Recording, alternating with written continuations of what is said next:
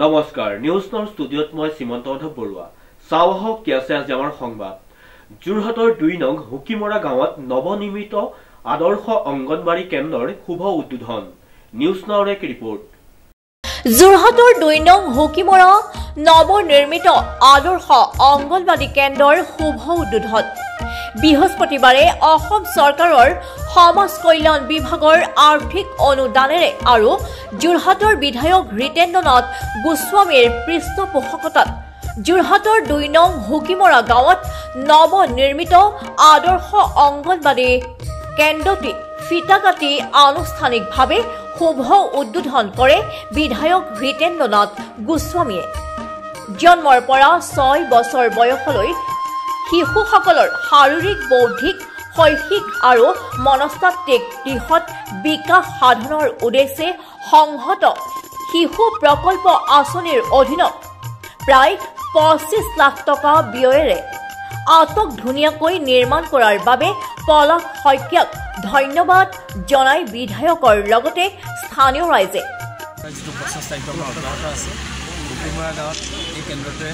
এই অঞ্চলৰ শিশুসকলক নিশ্চয়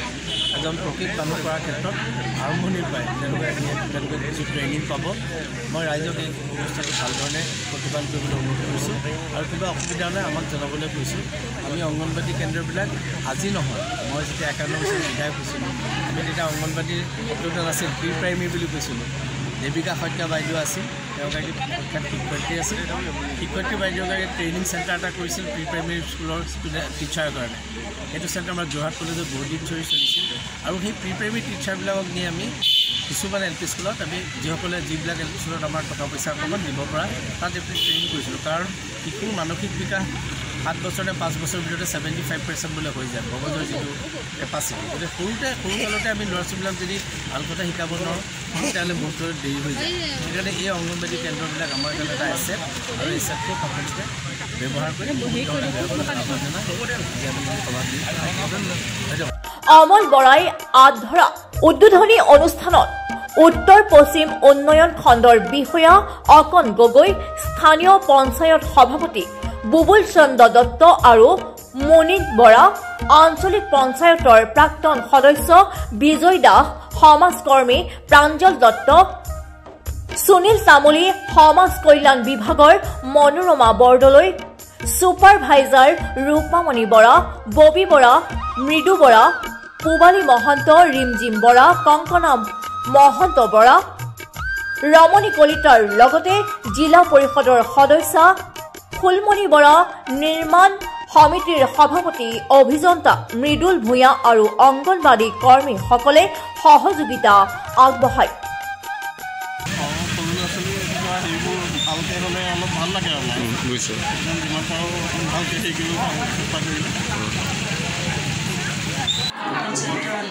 উত্তৰ চাইগাঁও চাৰ্কুলাৰ ২ নং হুকিমৰা অংগনবাড়ী কেন্দ্ৰটো আদৰ্শ কেন্দ্ৰ হিচাপে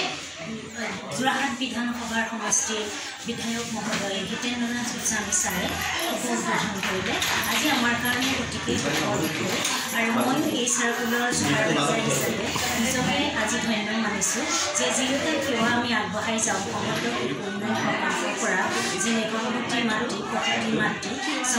জন্মৰ পৰা ৩ বছৰ শিশুসকল ৩ বছৰৰ পৰা ৬ বছৰ শিশুসকল কিশোৰীসকল সকলোৱে আজি এই কেন্দ্ৰটোৰ দ্বাৰা উপকৃত হ'ব বুলি মই ভাবিছোঁ আমাৰ যিখিনি সেৱা আছে সেই সেৱাখিনি এই কেন্দ্ৰটোৰ দ্বাৰা সুচাৰুৰূপে অতিবাহিত হ'ব আৰু যিগৰাকী অংগনবাড়ী কৰ্মী আৰু সহায়িকা আছে সকলোৱে আমি সমূহীয়াভাৱে এই কামখিনি আগুৱাই নিম ইয়াকে শিশুসকলেও এই কেন্দ্ৰটোৰ দ্বাৰা উপকৃত হ'ব তেওঁলোকে যি আজি উদম মানক দেখিছোঁ যিটো এলাগী কেন্দ্ৰত তেওঁলোকে পঢ়া শুনা কৰি আহিছিল এই অনুষ্ঠানটোৰ দ্বাৰা এই আদৰ্শ কেন্দ্ৰটোৰ দ্বাৰা তেওঁলোকে এটা সুস্থ পৰিৱেশ পাব এই পৰিৱেশত তেওঁলোকে অনানুষ্ঠানিক প্ৰাথমিক শিক্ষাটো আগুৱাই নিব তেওঁলোকে একোৱে বুজল এই কেন্দ্ৰটোৰ প্ৰাপন নাগৰিক হ'ব মই আশা কৰিছোঁ ইমানকে ক'লোঁ ধন্যবাদ কেন্দ্ৰটো এটা মডেল কেন্দ্ৰ হিচাপে আজি শুভ উদ্বোধন কৰা হ'ল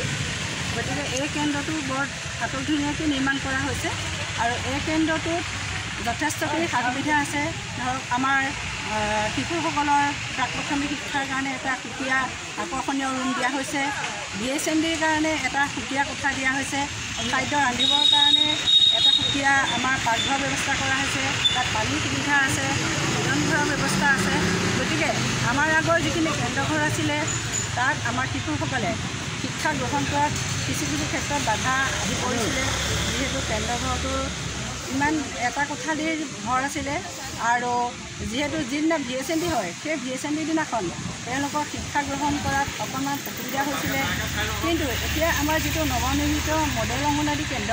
এই মডেল অংগনবাড়ী কেন্দ্ৰত আমাৰ শিশুসকলে এটা সুন্দৰ পৰিৱেশত এটা ধুনীয়াকৈ তেওঁলোকে শিক্ষা গ্ৰহণ কৰিব পাৰিব আৰু VSNDৰ দৰে অন্যান্য যিখিনি আমাৰ সেৱা আছে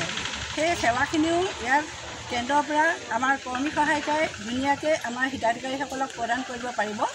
আৰু ইয়াৰ লগতে মই এটা কথা কৈ থওঁ যে আমি এই 2 নং হুকিমৰা অংগনবাড়ী কেন্দ্ৰটো সক্ষম অংগনবাড়ী কেন্দ্ৰ হিচাপে আমি বাছনি কৰিছোঁ। এই সক্ষম অংগনবাড়ী কেন্দ্ৰ হিচাপে এই কেন্দ্ৰটোত এটা ৰেইন ৱাটাৰ হাৰ্ভেষ্টিং অৰ্থাৎ বৰষুণৰ পানী সংৰক্ষণৰ ব্যৱস্থা এটা কৰা হ'ব আৰু এখন কিটচেন গাৰ্ডেন কৰা হ'ব। এই কিটচেন গাৰ্ডেনত বিভিন্ন ফল মূল, বিভিন্ন শাক পাচলি, বিভিন্ন ঔষধিযুক্ত গছ ৰোপণ কৰা হ'ব আৰু এই কিটচেন গাৰ্ডেনত উৎপন্ন হোৱা শাক পাচলি, ফল মূল আৰু ঔষধিযুক্ত গছ আমাৰ শিশুসকলক খাদ্যত আমি ইয়াত খুৱাব পৰাৰ ব্যৱস্থা কৰা হ'ব।